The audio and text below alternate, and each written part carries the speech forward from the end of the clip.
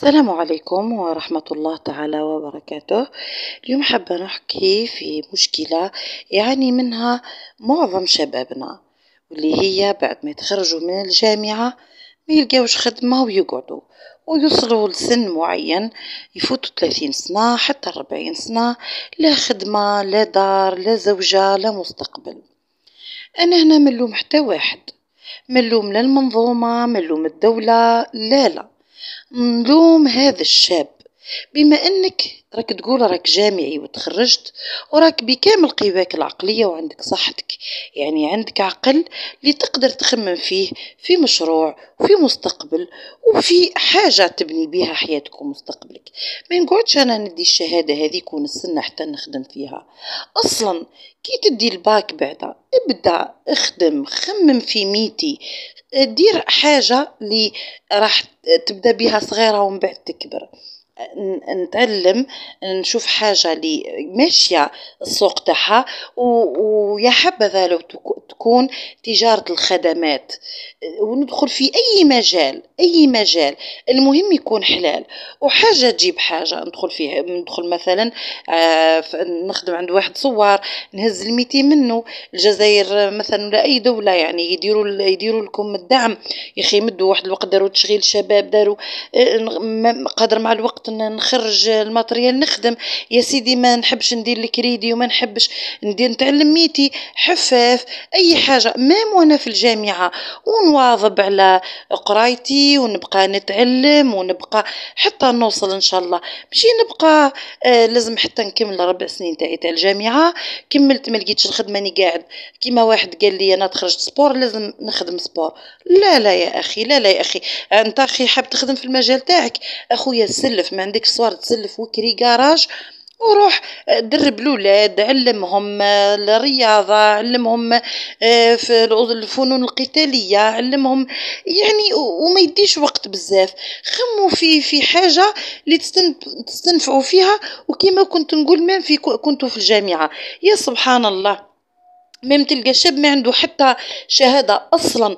انا نخدم قهواجي انا، يا خويا مش عيب، يا خويا مش عيب من قهواجي تكون عندك القهوة تاعك وتكون مستقبلك وتكون ناس. انا والله نعرف ناس كانوا يعني يتامى خدموا مانافرية، وحاليا راهم مقاولين، صدقوني راهم مقاولين. ومن المقاولة تاع البناء توسعت المقاولة تاعهم للمقاولة تاع الخدمات، المقاولة تاع توزيع السلع. العبد ما يبقاش مكتف يديه، حتى انه العمل عبادة. ندير حاجة نفتخر بها انا واهلي.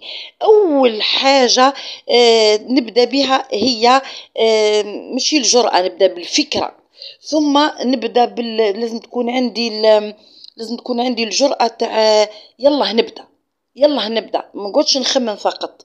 ثاني حاجة اني ندخل نتعلم الحاجة اللي راني خيرتها، واذا ما خيرتش حاجة معينة يلا ندخل اي حاجة وذيك الحاجة تجيب لي حاجة اخرى.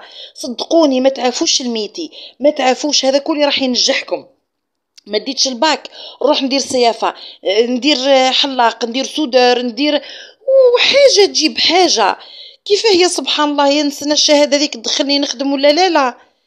يا والله العظيم كنت راجل انا شخصيا نكري ارض ونقعد نديرها شجر، نديرها كل مره ندير الخضره في الموسم تاعها نسقيها. يا لو كان عن طريق اليد، مادام عندي العبد عنده الصحه وعنده مخه في بلاصتو يخدم ما يقعدش كي ما ننسى. والله ينسى المطلقات والبنات ثاني اللي يقعدوا اللي ما داوش الباك ولا اللي تخرجوا ولا نهار كامل وما حاطين سوادهم على مدادهم وقاعدين يخموا وحنا وحياتنا وش بيها حياتكم. المرأة قاعدة في الدار، حبيتي تعاوني راجلك اتعلمي حرفة خدميها من دارك، ما كان لا تخرجي. البنات كيف ما يخليوكش تخرجي، ما خدمي حاجة من دارك. تعرفي ترسمي ارسمي، حلي قناة يوتيوب ديري ارسمي، درك تربحي منها. تعلمي الخياطة، ما خلاوكش تخرجي شوفي كاش وحدة تجيك اسبوع للدار تعلمي الاساسيات بشوي. ما عندكش ماشينة تاع خياطة نسلف، والله كاين ماشين قدام ب500,000. ومن بعد نبدا نخدم. ومن هذه المهم العزيمة، الفكرة والعزيمة. أكره ما أكره سواء في الدين الإسلامي تاعنا ولا عند الناجحين ولا المنطقة الراحة، المنطقة الراحة والعقلية السلبية. العقليه السلبيه، اني ما نجحش، ما نعرفش، يضحكوا عليا، يضحكوا عليا، انا تخرجت الحاجه هذيك يضحكوا عليا، كون ندير يضحكوا على روحهم. نهار اللي نعود لاباس بيا درك يعودوا هما اللي يقولوا ربي يبارك، وهذيك وحنا نعرفوها، هذيك حنا وساعدناها وحنا. لا لا لا لا يا اخي، ربي يجعلني غابه والناس حطابه، سواء البنات ولا الشابات ولا الشباب، ولا حتى النساء خاصة المطلقات، واللي تحب تعاون زوجها كذلك، واللي والديها ما عندهمش كبار. جات مرة واحدة راني طلقت واش ما عنديش، وانا قلت لها من دارك بدا يا اختي، تعرفي انت عندك دبلوم حفافة، من دارك بداي سشوري بشويه بشويه، من بعد ديري حطي الفيسبوك تاعك المشطات تاع العرايس كذا، والله روحوا شوفوها درك راهي لاباس بها.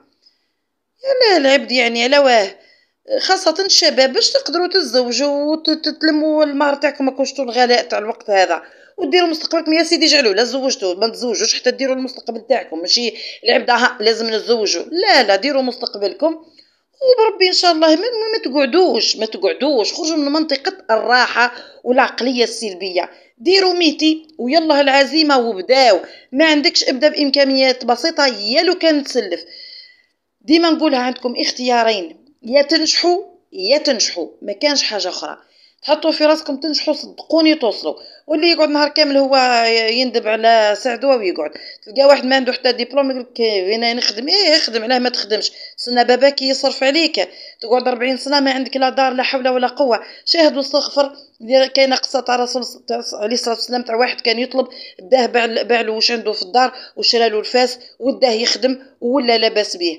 هذا هو المبدأ، هذا هو المبدأ. يا لو كان ما على باليش انا بفاس، خلي نبيع الحطب، خلي ما على باليش نخدم ماص مش عيب، خبزة الحلال مش عيب. ابدا، وكل واحد يخير حاجه اللي مايل ليها، يتعلم، يبدا من الزيرو وصدق.